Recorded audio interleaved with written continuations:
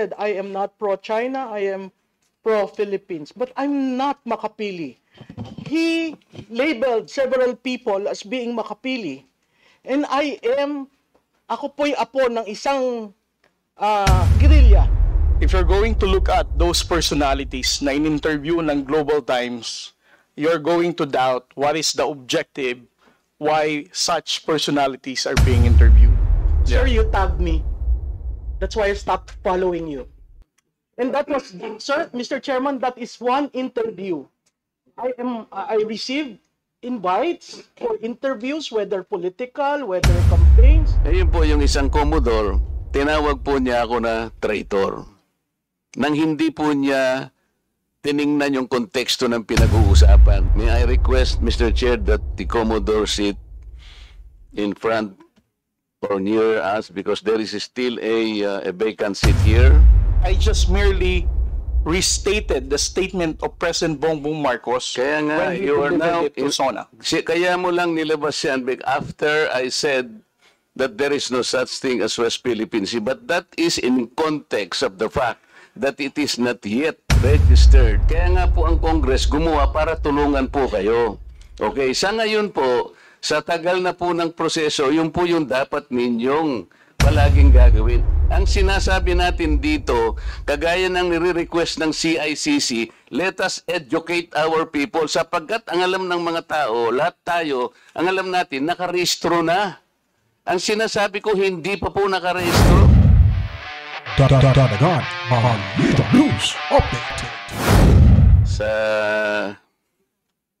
YouTube, sabi po ninyo kanina, lahat ng election misinformation, katulad po ng mga contents that might negatively impact free and fair democratic elections, ay tinatanggal po ninyo, sir. Tama po. Mr. Chair, certain types of election misinformation po, Mr. Chair. Kasi po ngayon, actual po yung nangyayari sa akin. Ako'y binabas po ng, hindi naman po masyadong marami. Ngunit, dahil nga po doon sa pagkakasabi ko na there is no such thing as West Philippine Sea, meron pong isang Commodore na tumawag sa akin na traitor. Do you understand, attorney, the word traitor? Sure. Yun ba ay shocking? Yun ba ay incendiary? Yun ba ay demeaning or inappropriate language for a member of Congress like me? Mr. Chair, I don't know the full context of the statement, so I'm unable to provide a comment on that, Mr. Chair. Okay, let's give the context. Nung po kasing nakaraang hearing, ang nagsuggest po na i-educate po natin ang ating mamamayan sa mga nangyayari sa West Philippine Sea, ito po ay pinasimulan po ng CICC. Siya po yung executive director po ang nagsabi na kung ang pag-uusapan po yung complexities surrounding this troubled sea, ay kailangan po nating ma-educate, ma-impormahan lahat ng ating mamamayan. Yun po ay sinabi niya sa liwanag ng maraming misinformation, marami pong mga deepfakes, mga fake news. Tama naman po siya sapagkat sabi nga niya, only an informed citizen can repel a fake news. Ako po, sinuportahan ko yung pangungusap na yun sapagkat kailangan lang. Sapagkat hindi naman po pwedeng pag-usapan po natin ang West Philippine Sea ng tayo-tayo lang. Sapagkat marami rin pong claimants kasi na pinag-uusapan dyan sa bahagyang yan ng ating mundo. So, gusto kong pasimulan po yung public discourse nung sinabi kong there is no such thing as West Philippine Sea. Ang ibig ko pong sabihin, if we involve the international community, hindi po nila makita sa mapa yung West Philippine Sea. Hanggat hindi po kasi natin na ipatatala ito do sa pandaigdigang patalaan ng mga dagat, magtataka po yung mga bansang nasa Europa halimbawa. I-google nila o baka gamitin pa nila yung mga platapormang ginagamit po, YouTube, Facebook. Hindi po nila makikita sapagkat anyone that Googles that particular area of our world Ang nakasulat lang po doon ay South China Sea. Hindi po naman nangangahulugan na pag sinabi natin South China Sea, pag-aari na ng China yon. In the same manner, Mr. Chair, yung Indian Ocean, hindi po pag-aari ng India yon.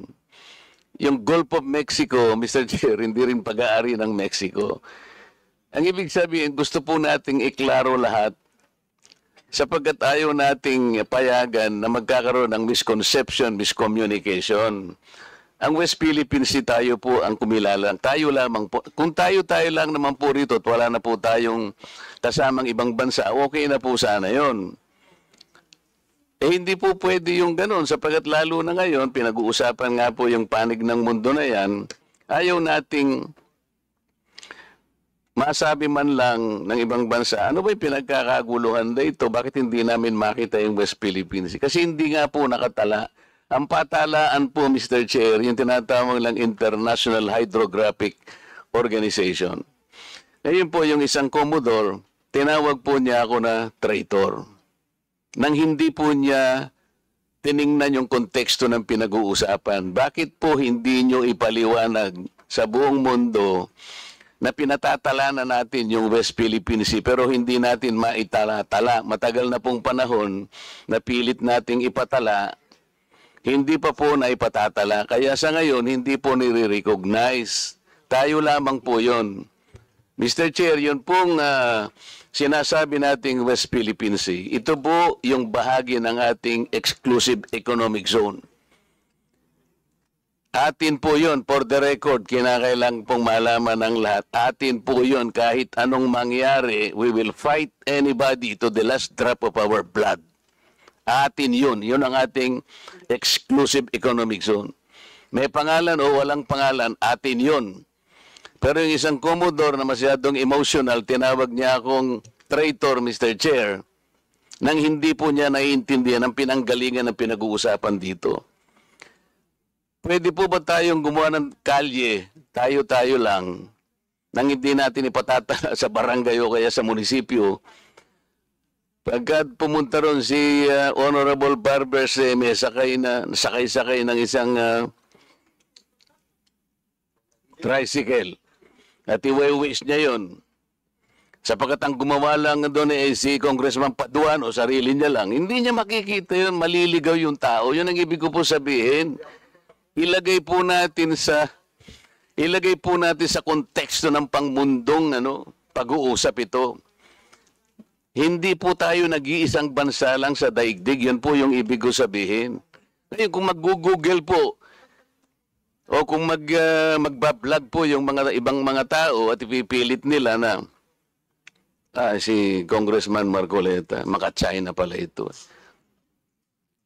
Mr. Representative po ng YouTube. Kasi pag tinignan niyo po yung YouTube, lilitaw yan. Marcoleta pro-China. Paano po ninyo ipaliliwanag sa tao na hindi po ako pro-China? Ngayon po lumalabas, tinignan niyo po yung YouTube. Lalabas po doon ewan ko sino po yung gumawa niya, pero maliwanag na talagang election misinformation, Mr. Chair. Lahat kanya ng kandidatong senador ni PRRD ay financially supported by China. Nandyan po ngayon sa YouTube. Lahat po niyan siguro nakikita nyo na. Paano po ito, hindi po niyo ite-take down itong mga contents na ito, sir?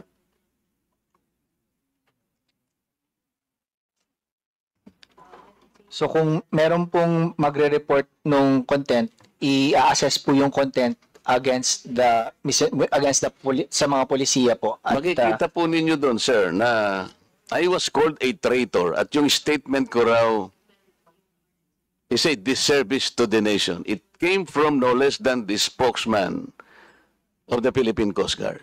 I believe he is here. May I request, Mr. Chair, that the Commodore sit in front or near us because there is still a vacant seat here between the Honorable Franz Castro and Yusek Nicolas Felix. Could you please occupy this seat, sir? Yes, Kindly accede to the request of the Honorable Marcoleta. Please proceed. And thank you for acceding to my request, Mr. Commodore. You just called me a traitor, sir.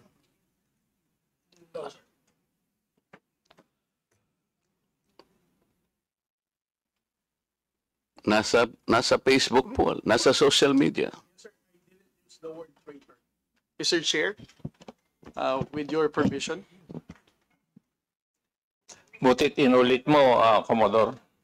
Bago ka sumagot doon sa tanong niyang Juan, patapusin mo muna yung legislator and then you wait until you are recognized by the chair, okay? Yes, sir. Thank you. Thanks, sir.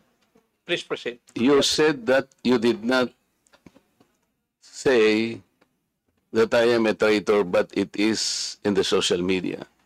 Did you take an effort to clarify that so that you could not mislead people because they might believe that you have said that?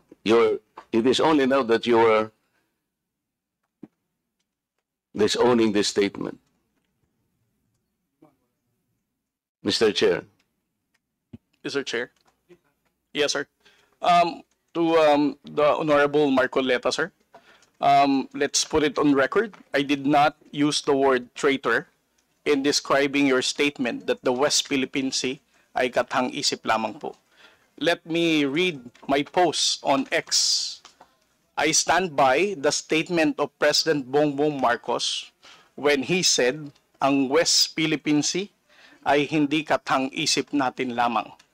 Ito ay atin, ito ay mananatiling atin hanggang nag-aalab ang diwa ng ating minamahal na bansang Pilipinas. Hearing someone claim that the West Philippine Sea is merely a fabrication of the Philippine government is a disservice and an embarrassment to their entire party, the organization he belonged to, and even their own family.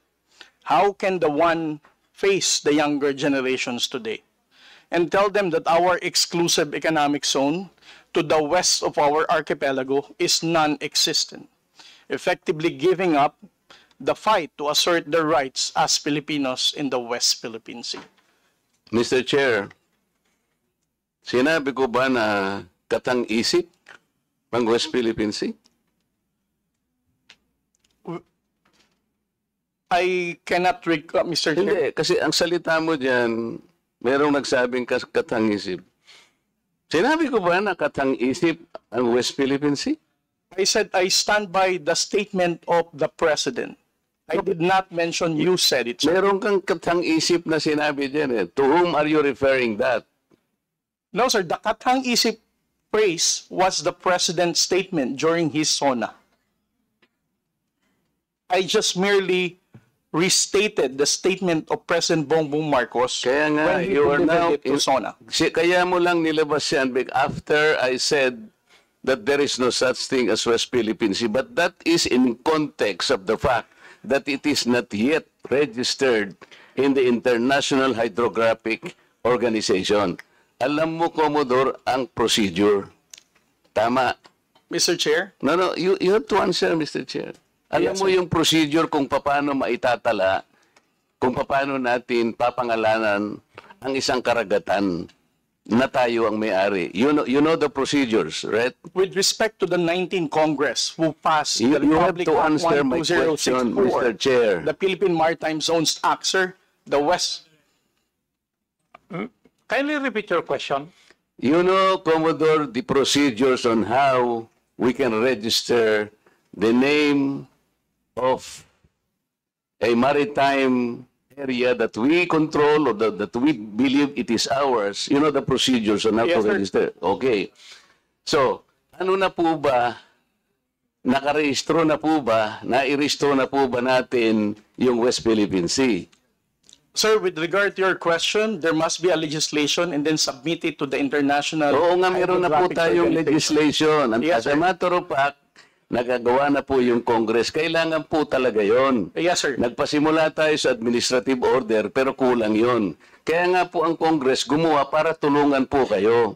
Okay, sa ngayon po, Sa tagal na po ng proseso, yun po yung dapat ninyong palaging gagawin. Kailangan lahat ng lakas natin gamitin, maparehistro po natin. Pero ngayon, hindi pa nakarehistro. Tama po. Again, sir, answer your question. It Please. steps by Commodore, sandali. Yes, sir. Please answer the question directly. The question calls for a yes or no. No, sir. If it's in IHO, yes, through legislation. Sinasabi ko yung IHO because this is the only world body that officially names a particular area of the sea. Kaya sa konteksto po ng pinag-uusapan natin, kaya ko lang nasabi, sapagkat hindi pa po nakatala, we need the international community to recognize a part of our own. Yun lang po ang punto doon, Mr. Commodore. So kung hindi pa po nakatala, tama po ako, hindi ba? No, sir. You are inconsistent. No, sir. I did not say that you're correct. I will not agree that you are correct. West Philippine Sea is our exclusive economic zone. Eh, Mr. Chair, wala tayong dispute that. Sinasabi ko na nga sa iyo, yung sinasabi nating West Philippine Sea is our own exclusive economic zone. This is ours. You and I should fight for it until the last drop of our blood. Ang sinasabi natin dito, kagaya ng nire-request ng CICC, let us educate our people sapagkat ang alam ng mga tao, lahat tayo, ang alam natin, nakarehistro na. Ang sinasabi ko, hindi pa po nakarehistro. Ikaw ba pwede kang mag-enroll sa isang eskwela nang hindi ka nag-register, nang hindi ka nag-enroll? You answer my question. Of course, sir, there is a Kaya nga legislation. Kaya hindi pa nakarehistro, Mr. Chair. This is the only point. Let us not create a mountain out of molehill.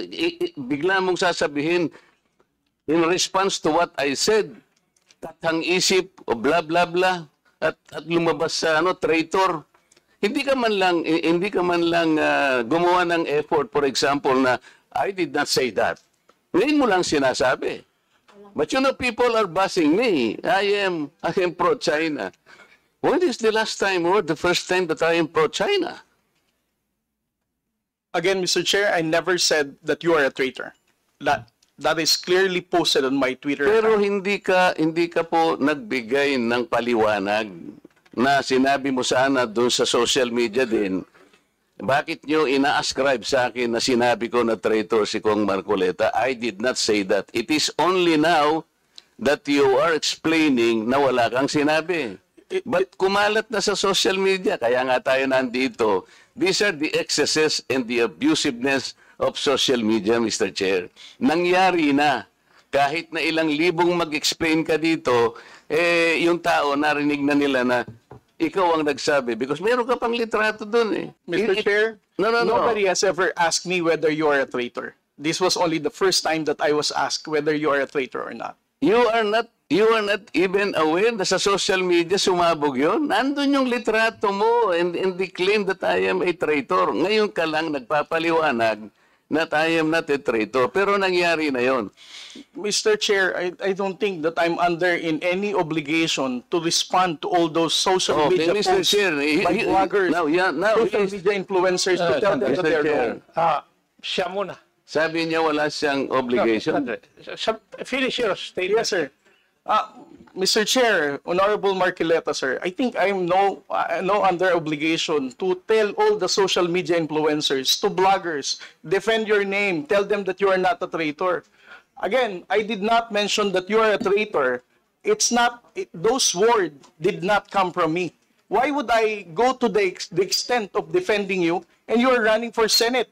I might as well be interpreted as running for, supporting somebody for public office. Mr. Chair, clarifying something that is wrong is Have not the floor, political. please. Thank you, sir. Commodore, ang tinatanong lang ni Honorable Marco Reyes that merong lumabas kang statement, siguro binigyan ng interpretation ng ibang bloggers at nasabi na traitor si Honorable Marcoleta. Ang tinatanong niya is, unang-una, alam mo ba ito na gano'n na nangyari? Would you know? No, sir, because when it became a social media popular post. I was not here in the country. I was actually in the official business outside. So when did you come to know about it? I only came to know about it when Congressman Marcoleta called me Gago and Mangmang in one of his interviews. So when was that? During his interview last February 10, huwag tayong magpagago at magpaka-ignorante katulad ng Commodore na yan. So, at that point in time, ang tinatanong kanina ni Honorable Marcoleta na merong misinterpretation doon sa iyong statement sa social media. Yes, sir. And you did not bother na i-correct man lang yun. Yun ang dinadrive ni Honorable Marcoleta kanina pa. Yes, sir. So, please answer that question. You did not do anything. I did not do anything, sir. Okay. Why? Why did you not do anything? It's because, sir, if I'm going to keep on defending to any, because one, No. Yeah. You are not supposed Yes. to defend me. Yes, sir. Because If as I it said, is true, Mr. Chair, that he did not call me traitor, but it continues to be there and to be consumed by the public through the social media. I think it is his responsibility to deny it if it did not come from him. That is all I was asking. And I think this is not too big for him to do. Yun lamang eh. Yeah. But he admitted that he did not do anything. Yun na nga. That's why I'm asking why is it not important to you to correct something that did not originate from you? it's because, Mr. Chair, the only time I learned about that was when I heard about your interview calling me Gago and Mangmang. Why would I even defend you if you're calling me Gago? As a commissioned officer of the Philippine Coast Guard, being a spokesperson, calling me Mangmang, not knowing what I'm saying. But actually, if you will read that context, How would I even the defend act you? of doing it Sandali, is the one that dapat is sagutin mo gago. muna Di ba? Yung ganon, not necessarily the person eh. Sabi ko nga sa'yo, kung kinurek mo man lamang yun, because it continue to be there in the social media, Mr. Chair, yun ang nakakasama sapagkat people, hindi ko naman sinabi talaga yun. Mamamatay siya because it came from you. Pero pag hindi mo sinabi at you continue to be silent, akala ng tao, sinabi mo. So that is the problem, Mr. Chair. And I think we are hearing this in order to correct the misconception and misinformation because it continues to spread. If you get the point, Commodore, Mr. Chair. Mr. Chair, again, sir, kung bakit ko po hindi binawi ay dahil nalaman ko lamang po itong balita na ito na nag-spread siya nung nagpa-interview po kayo na ginagago niyo po ako. As a human being, how would I defend somebody na ginagago po ako sa public interview? Mr. Chair, kung titingnan mo yung konteksto ng pagkakasalitan, hindi ikaw ang ginagago. Ikaw ang ginagago. Ang sinasabi ko rito, let us defend our own nang hindi tayo nagiging gago o kaya nagiging emotional. It's actually hindi sa tao eh. Kung hindi yung act na, halimbawa wala tayong ginawa o kaya sinabi natin. Kasi nagmumula ako, Mr. Chair, sa pagkakasabi na hindi man lang tiningnang mabuti saan ba nang galing itong narrative. Ngayon, i-explain ko nga sa iyo, Commodore, ito'y nangyari doon sa pinagsimulan na dapat nating i-educate ang ating mga kababayan. Yun ang pinagmulan nun. So it is not disservice. I do not deserve to be called a traitor just like that. Kasi ang gusto kong mangyari, lumitaw, ma-informahan natin ng tao na sa ngayon, hindi pa talaga naitatala officially yung West Philippine Sea para malaman ng tao. At yun ang kailangan natin gawin. Pagsikapan natin, pagsakitan natin, ipatala natin, Mr. Chair. Because pag napatala na natin yun at ginugol nila, talaga palang merong West Philippine Sea. Hindi lamang dahil sa nandun, gumawa na tayo ng batas. Because, Mr. Chair, that is preparatory para maipatala na nga natin eh. Kaya lang natatagalan talaga. Ganun siguro yung proseso. So yung pong mga ibang vloggers, Commodore, hindi nila ma-recognize. Kaya example ko kanina, ginugoogle, wine-waste ni Congressman Barbers, yung kalye na gawa lang ni Congressman Paduano, hindi po niya makita. So nagkakaroon ng confusion. The tendency to be misinformed proceeds from the fact na hindi pa talaga na ipatala, sir. That's the only point. Mr. Chair, ngayon, kung babalik po sa Google, Mr. YouTube, ito kumakalat, lumalakad, but you are not doing anything to control this. So, ang daming, ngayon, nagbabas sila sa akin, oh, si Marcoleta, pro-China. Ngayon, may lumitaw na naman through your platform. Lahat po ng senador na kagrupo ni ganito, lahat po sila ay pinopondohan po ng China. Nandito ngayon. I will show it to you before you leave, sir, na lumilitaw na naman dito. So kasama po ako doon sa grupo na yon na pinipinance ng China. Ganun po eh. So it becomes now an election misinformation that will impact on the credibility of the election. Maaaring mamislead po na naman ang mga tao. Yun po yung ating gustong ayusin, yung misconception and misinformation. Lumitaw lamang po kasi sa kawalan ng information na hindi pa po natin naipatala, Commodore. Hindi pa nakatala talaga officially. Tayo po, walang problema eh. Kung tayo lang. Sapagkat yung bahagi na yun ng ating karagatan, may pangalan man yan o wala. Sabi ko nga sa iyo kanina, tayong dalawa ilaban natin yun hanggang sa huling patak ng ating dugo. Atin yun at walang makakapagpabago nun. Ang problema, nagkakagulo tayo because of that misconception. Walang masamang tinapay doon, Mr. Chair. I want to explain that. Ngayon, ako nagpapasalamat ako sa iyo at sinabi mo ngayon at naliwanagan na hindi mo pala sinabi yung I am a traitor. So salamat kahit nahuli. Sabi nga natin, Mr. Chair, huli man daw at magaling, nayahabol din. Kaya lang ang problema ko ngayon, Mr. Chair, yun pong kumakalat na akala nila sinabi mo. At lumaki nga, sapagkat siguro, dahil medyo nasaktan naman ako, nakapagsalita ako ng wag nating depensa ng sariling atin na magiging emotional tayo o kaya nagpapakagago tayo. So, kaya lumaki ng lumaki dahil lamang doon. But the context, Mr. Chair, the context is gusto nating huwag gamitin ang misconception or misinformation, lalo na ng mga vloggers, sa lahat po ng bahagi o aspeto ng ating buhay. Ang West Philippine Sea ay atin, Commodore. Yes. Because this is the exclusive economic zone of the country. And there is no changing that fact. Kahit anong magbali-baligtarin natin ang mundo natin, atin ito. Kaya lang ipatala po natin yung pangalan para po hindi gamitin sa misinformation. Mr. Chair, thank you very much. Well, I think we have seen one of the ill effects of misinformation. I think everybody will agree to that. That is one of the ill effects of fake news or misinformation. Would you agree? Yes. So next time, kasi hindi ako nagbabasa kasi sila mga ganyan eh. Para hindi ako apektado. Yan ang ko. Yes, Madam Tikia. Mr. Chairman, I would just like to, with the indulgence of the chair and the members, I also take exception to what the Commodore has labeled me as being makapili. In my testimony the first time, I said I am not pro-China, I am pro-Philippines. But I'm not makapili. He labeled several people as being makapili.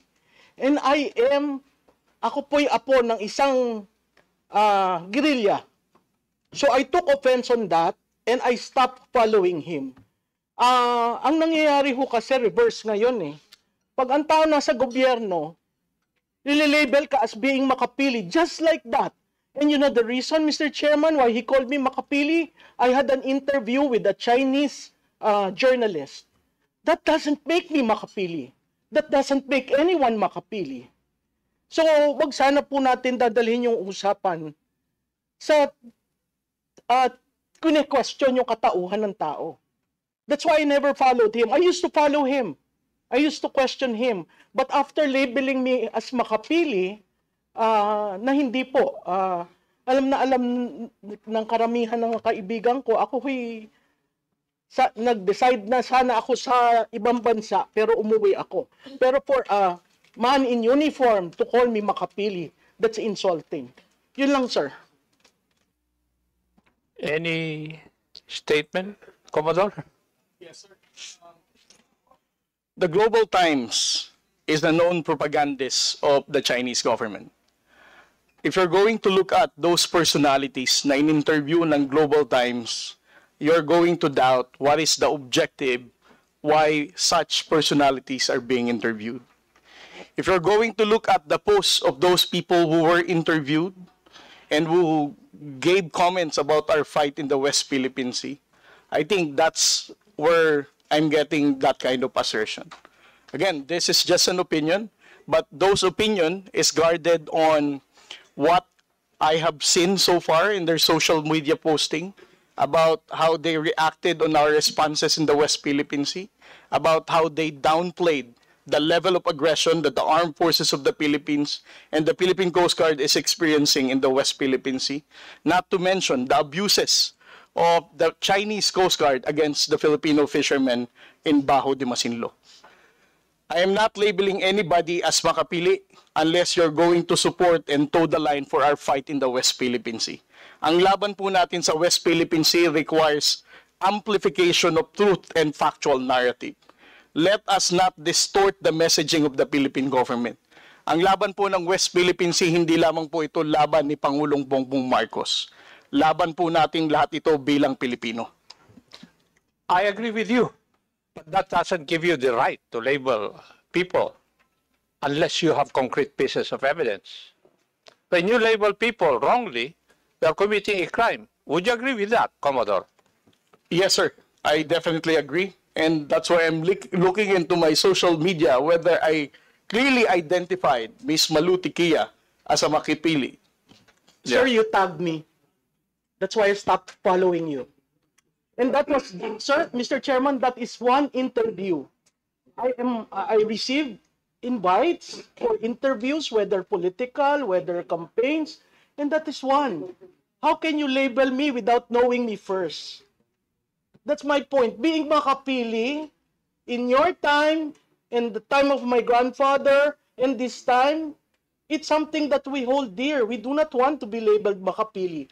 But he readily labeled me with one interview. That doesn't define me. That doesn't define my belief in the Philippines and on South China Sea. At Commodore, ang laban ho sa South China Sea, nagsimula pa yan nung unang-una pa. Mr. Chairman, hindi point lang of order, Mr. Chairman. Sandali. Thank you, Mr. Chair. Colonel, did Commodore. okay. Commodore, you graduated from the Philippine Military Academy? No, sir. I'm 3 weeks short of my graduation.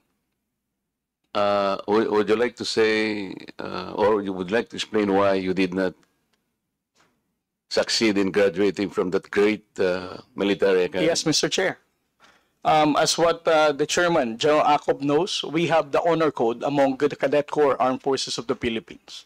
I was charged of cheating with other 7 of my classmates, and it was a gentleman's agreement.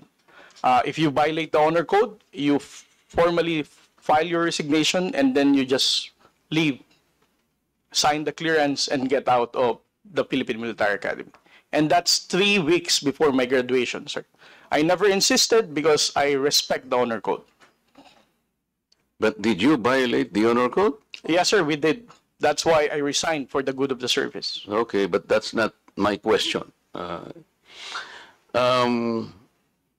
We need to defend our exclusive economic zone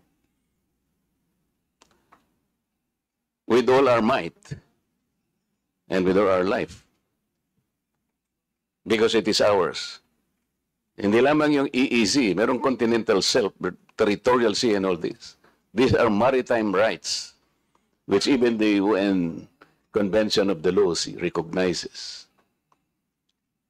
We had an award, yung arbitral award between the Philippines and China, and the subject matter is the South China Sea. You know that, Yes, I'm sure.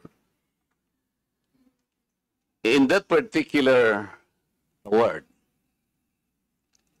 the tribunal ruled that the Scarborough Shoal is a traditional fishing ground. Yes, sir. I'm sure you studied that. Traditional fishing ground proceeds from the traditional fishing rights, or TFR, which is a private right fully recognized under public international law. Yes, sir. You agree? Traditional fishing ground. And in that award, the tribunal said, well, the Vietnamese, the Chinese, and the Filipinos can freely fish in that area because it is a traditional fishing ground.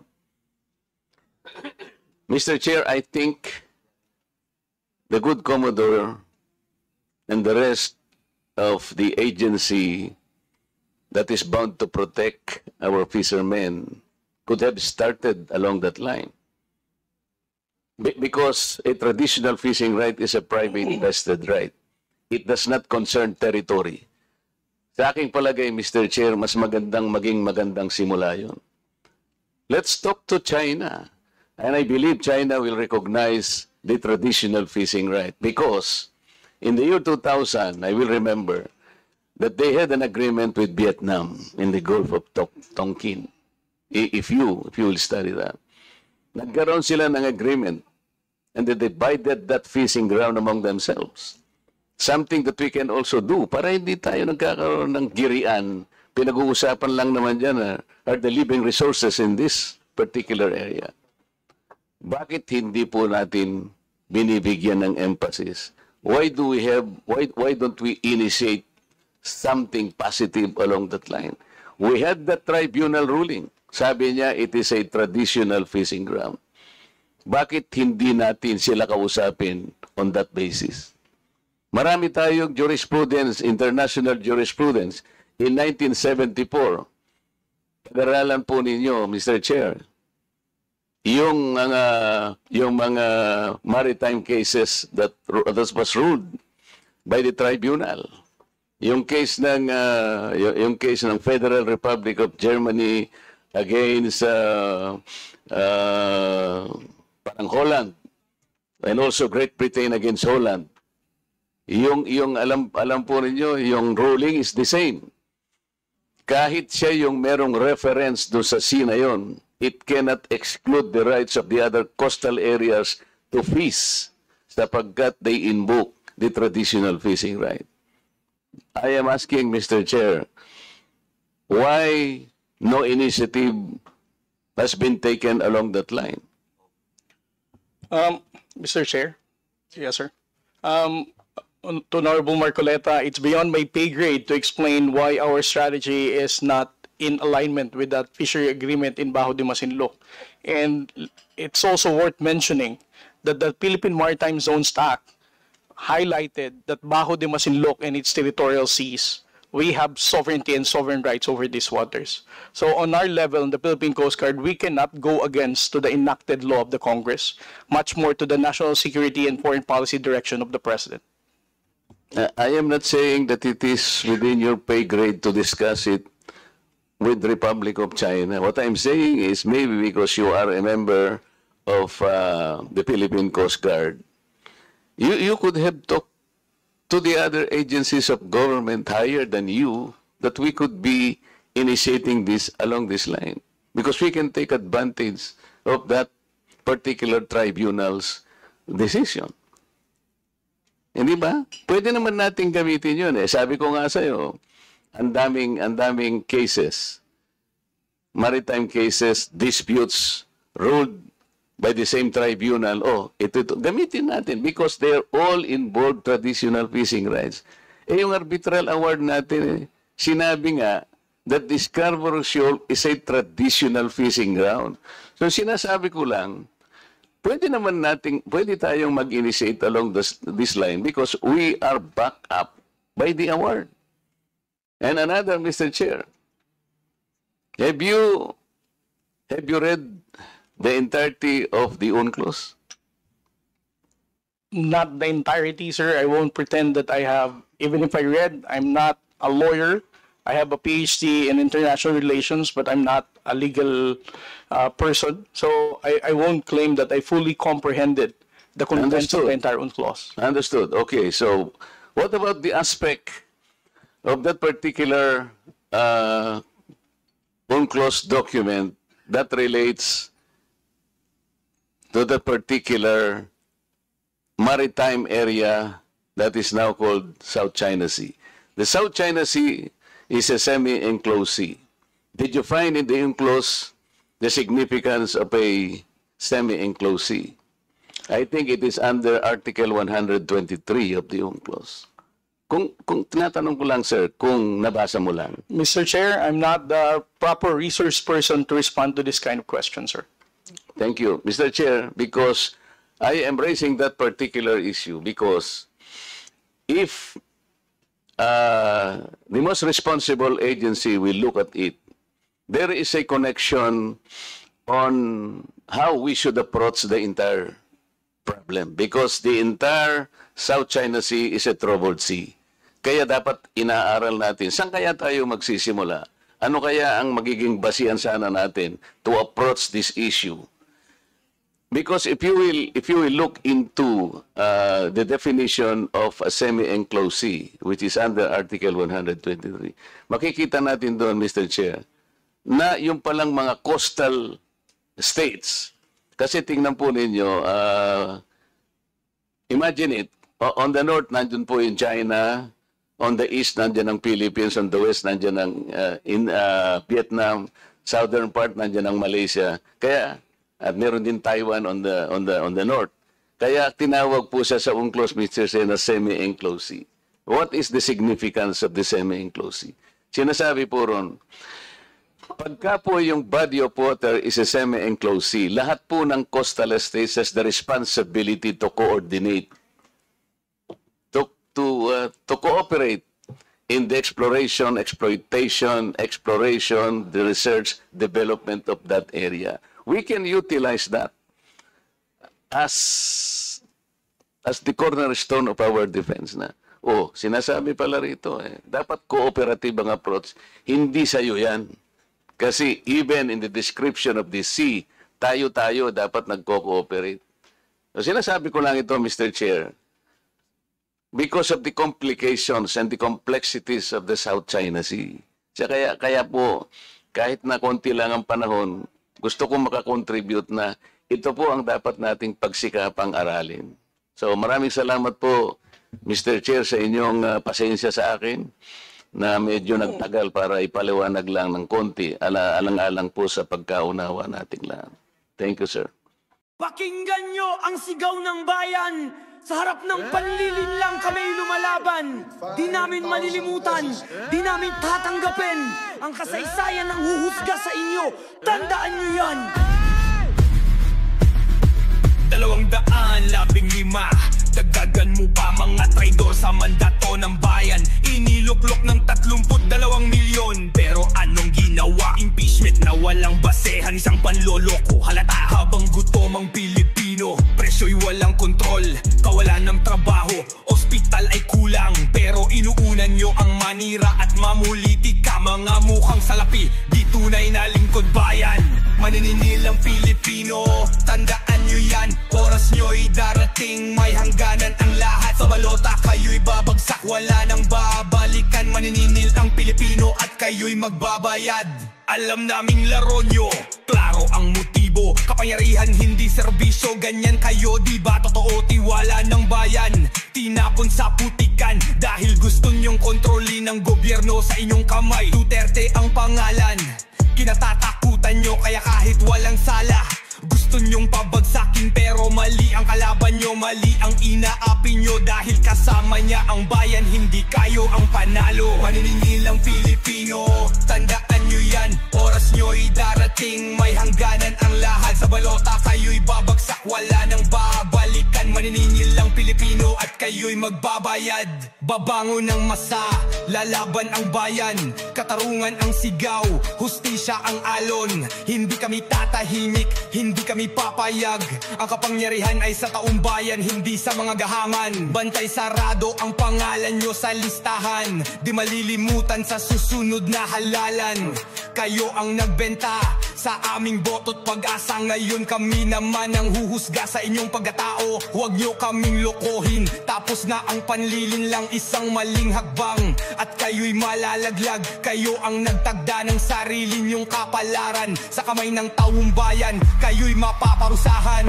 Maninilang Pilipino, tandaan nyo yan, oras nyo'y darating, may hangganan ang lahat. Sa balota kayo'y babagsak, wala nang babalikan. Maninilang Pilipino at kayo'y magbabayad.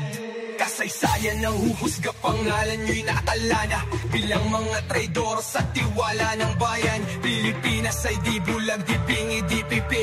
Maninilang Pilipino, huwag nyong kalimutan yan. Maninilang Pilipino, tandaan nyo yan, oras nyo'y darating, may hangganan ang lahat. Sa balota kayo'y babagsak, wala nang babalikan. Maninilang Pilipino at kayo'y magbabayad. Kasaysayan ng